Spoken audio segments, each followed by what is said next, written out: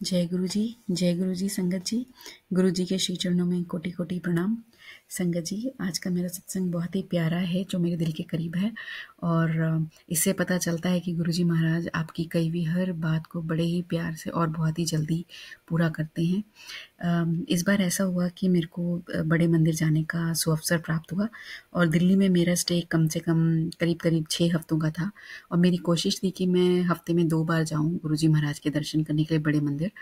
और मैं जाती थी, मगर मतलब मेरे कर्मों का ही खेल कह लो या क्या था कि मेरे को, मैं मंदिर तो ज़रूर जाती थी, लंगर भी बहुत मेरे को अच्छे से मिलता था, मगर कभी भी मुझे भवन में से जो मेन है, जो हॉल है गुरु जी महाराज का, वहाँ से जाने का मौका नहीं मिला। कभी वो जो था मेन हॉल, वो रेनोवेशन के लिए बंद था, कभी सफाई के लिए बंद था। कहने का अर्थ है कि मुझे एक बार भी मौका नहीं मिला टिल माई लास्ट डेट। तो क्या हुआ कि मेरा आखिरी दिन आ गया वहाँ पर, और मतलब उसके बाद क्या था, मेरी फ़्लाइट थी, और मतलब मैं संडे का दिन था, और वेडनेसडे नाइट की मेरी फ़्लाइट थी। ट्यूसडे को मंदिर बंद होता है, तो वेडनेसडे को मैं फ़्लाई करी, तो इसलिए जा नहीं पा रही थी। तो मतलब कहने का अर्थ है कि संडे मैं चाह कर भी तो कोई और दिन नहीं था जिसमें मैं और ट्राई कर सकती थी। अपने मन में मैं इससे सोच रही थी, मगर जैसे ही मैं पहुंची और मैंने समाधि स्थल की तरफ से लाइन में जा रही थी, तो मैंने प्रभु से प्रार्थना करी कि प्रभु, आज मेरा आखिरी दिन है और इसके बाद मुझे जाना है। अब फिर उसके बाद न जाने अब मैं कब आऊँ, ऐसा सुअवसर कब मिले आपके श्री चरणों में दोबारा माथा टेकने का। तो कृपया मुझे आज तो सुअवसर दीजिए, ये अपनी कृपा कीजिए कि मेरे को आज मेन हॉल में से जाने का मौका मिले। तो मैंने कहा, कर्म तो बहुत माड़े हैं, मगर आप तो बहुत कृपालु हो, प्लीज़ मेरे को मौका दें। तो खैर मंदिर से जब मैं लाइक वो टर्न ले रही थी समाधि स्थल से, तो जनरली लाइन सीधी जाती है ऊपर सीढ़ी पर चढ़ने के लिए, बट अगर वो राइट में टर्न होगी तो कुटिया से ले जाके अंदर लेफ्ट में लंगर हॉल में एंटर कराते थे। तो जब वो लेफ्ट में टर्न होगी, सॉरी राइट में टर्न होगी समाधि से, अंदर सीढ़ी पे नहीं चढ़ी, तो मेरे को ऐसा लगा कि शायद आज भी मुझे मौका नहीं मिला है। तो मैंने थोड़ी सी हताश हो गई, बट फिर ठीक है, कोई बात नहीं, चलो जो जैसे लाइन चल रही थी मैं चलती जा रही थी। बट मैं जैसे ही कुटिया के पास पहुंची, तो वहाँ पे सेवादार अंकल ने कहा कि आंटी जी, आप यू टर्न ले लीजिए और उसके बाद आप संगत जी को फॉलो कीजिए, वहाँ से जा रहे हैं।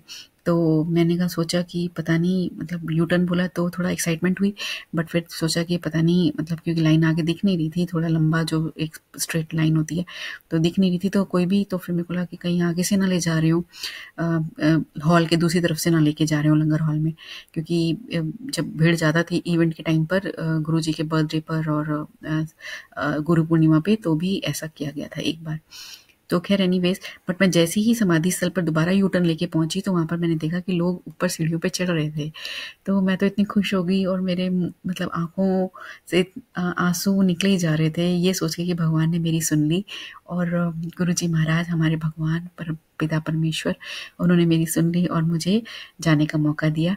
मैं ऊपर चढ़ी उन दिव्य सीढ़ियों पर, और मैंने चाय प्रसाद ग्रहण किया, आगे बैठी, अंदर गए, और इतना अनुभव, इतना मतलब मेरे पास तो शब्द ही नहीं है कहने के लिए कि क्या अनुभव था।